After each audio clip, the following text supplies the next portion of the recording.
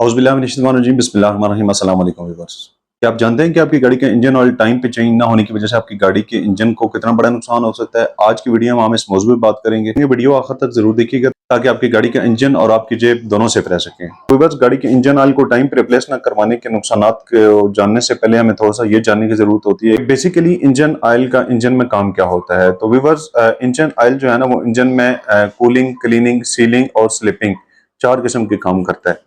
सबसे पहले अगर देख लें हम कूलिंग को, तो जब दो धातु पुर्जे आपस में मिलकर चलते हैं तो उन दो धातु पुर्जों के दरमियान में रगड़ पैदा होती है। तो उस रगड़ को जब तेल लुब्रिकेशन के लिए उसके अंदर से गुजरता है, दो धातु पुर्जों के अंदर से, तो वो उनके दरमियान में पैदा होने वाली हीट को अपने अंदर जज़ब करके अपने साथ बहा के ले जाता है। तो इस तरह जो इंजन ऑयल है वो इंजन में कूलिंग का काम करता है। नंबर सेकंड पे आ जाता है हमारे पास क्लीनिंग। क्लीनिंग यानी कि जब दो धातु पुर्जे आपस में मिलके चलते हैं ना, तो उनके दरमियान में कहीं न कहीं किसी जगह पे कोई कार्बन वगैरह या छोटे ज़र्रात जो हैं वो डैमेज होते हैं, तो वो उन दोनों के पुर्जों के दरमियान में नहीं रहने देता, उसको भी अपने साथ बहा के ले जाता है, क्योंकि अगर वो उन दोनों के दरमियान रहें तो मज़ीद डैमेजिंग होगी। तो इसी तरह नंबर 3 पे हमारे पास आ गया सीलिंग का काम, यानी कि इंजन में किस तरह इंजन ऑयल जो है वो सीलिंग का काम करता है। तो वीवर, जब पिस्टन पिस्टन बोर के अंदर मूव करता है ना, वो छोटा इंजन हो या बड़ा इंजन हो, 2 स्ट्रोक हो या 4 स्ट्रोक हो, उसमें पिस्टन जो है उसने मूव करना है, अभी पावर प्रोड्यूस होनी है। अभी जब पिस्टन हेड और सिलेंडर वॉल के दरमियान, दोनों के दरमियान में जब मूवमेंट होती है, जब पिस्टन नीचे से ऊपर की तरफ हरकत करता है, तो पिस्टन हेड और सिलेंडर बोर के दरमियान, यानी सिलेंडर वॉल जो इंटरनल उसका होता है, पोर्शन होता है, इन दोनों के दरमियान में जो सीलिंग का बेसिक काम करता है वो इंजन ऑयल करता है। अभी उसमें बेसिकली होता यह है कि जो पिस्टन हेड होता है, पिस्टन हेड के ऊपर मुख्तलिफ किस्म की रिंग्स होती हैं, उनमें एक ऑयल रिंग होती है जो थोड़ी टेढ़ी फेढ़ी होती है बीच में से। उसका बेसिक यही काम होता है कि वो इंजन ऑयल को नीचे नहीं जाने देती, ठीक है जी। वो इंजन ऑयल को उधर ही लुब्रिकेंट करवाती रहती है, यानी कि ताकि बोर और हेड के दरमियान में घसावट ना हो। तो इस तरह जो इंजन ऑयल है वो सीलिंग का काम करता है इंजन में।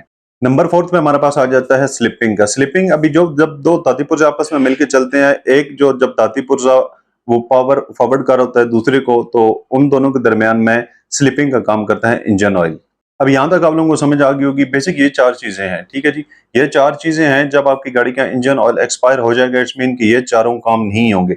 जब ये चारों काम नहीं होंगे तो आपकी गाड़ी के इंजन के ऊपर कौन से मनफी असरात होंगे या किस तरह से आपकी गाड़ी के इंजन को नुकसान हो सकता है, उस चीज को जरा अभी डीपली देख लेते हैं। सबसे पहले तो देखें कि जब कूलिंग नहीं करेगा इंजन ऑयल एक्सपायर हो जाएगा, उसमें वो थिकनेस नहीं रहेगी। इंजन ऑयल में वो थिकनेस नहीं रहेगी तो वो उस तरह से कूलिंग या अपना उस तरह से वो काम नहीं कर सकेगा, तो जिसकी वजह से इंजन हीट अप होने के चांसेस हो सकते हैं।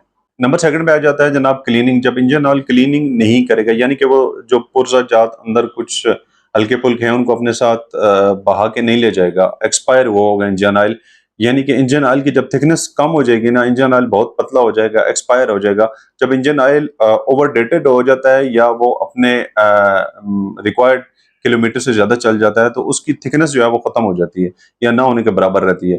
जब थिकनेस खत्म होती है तो वो बिल्कुल इस तरह लाइट सा पानी की तरह हो जाता है, जिसकी वजह से वो अपने साथ कोई चीज बहाने की शक्कत जो है उसको गंवा देता है। तो इस तरह इंजन के अंदर क्लीनिंग का काम भी अच्छी तरह से नहीं होगा। जब क्लीनिंग का काम अच्छी तरह से नहीं होगा तो इंजन में डैमेजिंग ज्यादा होगी। इंजन में डैमेजिंग ज्यादा होगी तो मेंटेनेंस कास्ट आपकी बढ़ जाएगी, और लॉन्ग टर्म के लिए अगर आपने उसे इसी तरह रखा, इंजन ऑयल रिप्लेस ना किया, तो खुदा न खास्ता वो बहुत बड़ा नुकसान होने के खतरात हो सकते हैं।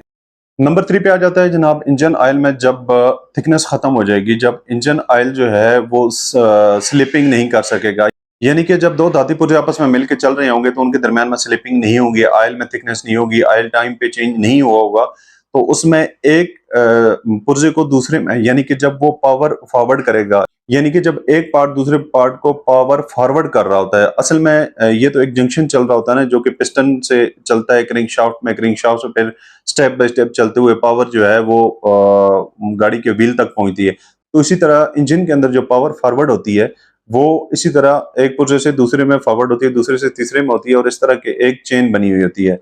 तो वो बेसिकली जब दो धातु पुर्जे मिलकर चलते हैं ना, तो उनके दरमियान में उसकी पावर को ज्यादातर इंजन ऑयल जो है ना उसकी थिकनेस की वजह से भी वो बहुत इजी हो जाता है। तो जब इंजन ऑयल में थिकनेस नहीं रहेगी, इंजन ऑयल एक्सपायर हुआ होगा, वो टाइम से ज्यादा होगा, तो उसमें ये होगा कि एक पुर्जे को दूसरे पुर्जे को पुश करने में टाइम लगेगा। तो जब वो टाइम ज्यादा लगेगा, पावर ज्यादा लगेगी, तो इसमें इस तरह होगा कि एक जब धाती पुर्जा दूसरे धाती पुर्जे को पुश करके चला रहा होगा, ठीक है, तो उसकी पावर ज्यादा लग रही होगी दूसरे को पुश करने में। इसमें एक तो गाड़ी की जो पावर है वो कम हो जाती है, ठीक है, इंजन की आउटपुट और करती से मुतासर होती है, और इंजन के ऊपर लोड पड़ता है, इंजन में फ्यूल ज्यादा कंज्यूम होता है। इंजन ऑयल जो है ना वो जब ज्यादा पुराना हो जाता है या उसका टाइम ज्यादा, अमूमन ये एक मिथ बनी हुई है कि जी हमने गाड़ी चलानी थी 3035 और 4000 किलोमीटर चलानी थी तो गाड़ी कोई नहीं है, 1000 किलोमीटर 500 किलोमीटर ऊपर चल गई तो इतना इशू कोई नहीं है। अगर आपने अच्छा ऑयल डाला हुआ है तो उसमें थोड़ा बहुत करें, लेकिन कोशिश ये करें कि अगर 4000 किलोमीटर आपने गाड़ी चलानी है तो आप उसको 38 पे 39 पे जाके उसको फाइनल कर दें, इतना कुछ फर्क नहीं पड़ता। लेकिन ये है कि टाइमली अगर आपने चेंज कर लिया तो उससे इंजन की लाइफ जो है वो एक्सटेंड होगी, ठीक है, मेंटेनेंस कॉस्ट कम होगी। लेकिन अगर 1000 किलोमीटर ऊपर चल गई तो वो खुदा न खास्ता कोई नुकसान दे सकती है, यानी कि खतरनाक हो सकती है। अभी पुराना जो इंजन ऑयल होता है उसमें जब वो ज्यादा देर तक इंजन में रहता है तो वो इंजन में स्लज प्रोड्यूस करता है। जब स्लज प्रोड्यूस होती है तो वो इंजन के इंटरनल जो पार्ट्स होते हैं उनके ऊपर जम जाती है, जिसकी वजह से वो आने वाले वक्त में इंजन के लिए नुकसानदेह साबित हो सकती है। तो बेसिकली इंजन ऑयल जो है इसको मैक्सिमम जो है ना, अभी कई कंपनियां जो है वो 10,000 किलोमीटर रिकमेंड करी हैं, कई कंपनियां जो है वो 15,000 किलोमीटर रिकमेंड करी हैं। तो लेकिन इसमें ना एक तो ये होता है कि गाड़ी की जो कंपनी होती है वो रिकमेंडेशन उसकी होती है, उस पर डिपेंड आप करें ज्यादातर, ठीक है, अगर गाड़ी आपके पास नहीं है तो।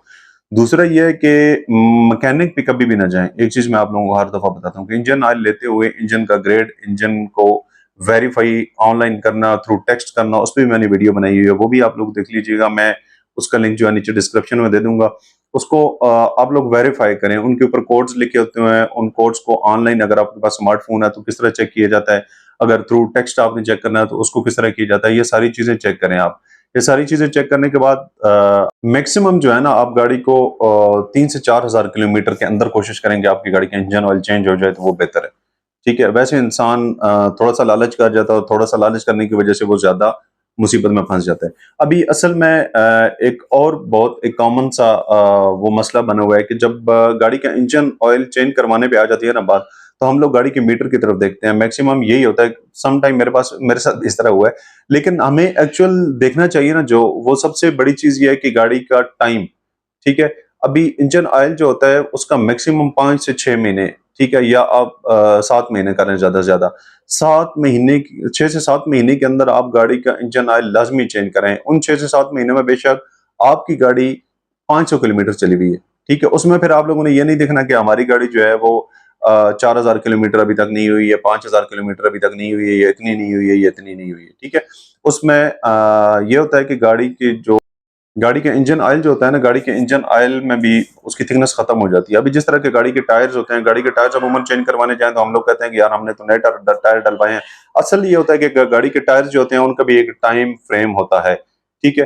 अभी 2025 चल रहा है, आप दो किसी शॉप पे जाए उधर से 2015 के नए टायर डलवा लें तो वो टायर रास्ते में ब्लास्ट हो जाते हैं। मेरा नहीं ख्याल कि उसमें दुकानदार की या टायर की गलती है, उसमें सीधी साधी आपकी गलती है, क्योंकि आपको देखना चाहिए था पैसे आपने भरने।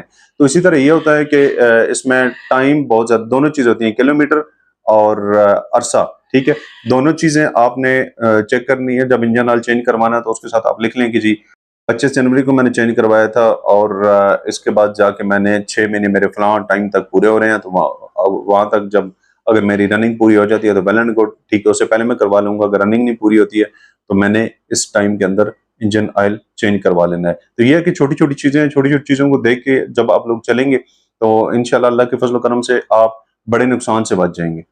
तो व्यूअर्स ये थी आज की वीडियो। अगर वीडियो आप लोगों को पसंद आई हो तो लाइक और सब्सक्राइब लाजमी कर दीजिएगा। अपना और अपने प्यारों का बहुत सारा ख्याल रखिएगा। तो हमें याद रखिएगा, मिलते हैं नेक्स्ट वीडियो में, तब तक के लिए इजाजत दीजिए। अल्लाह हाफिज।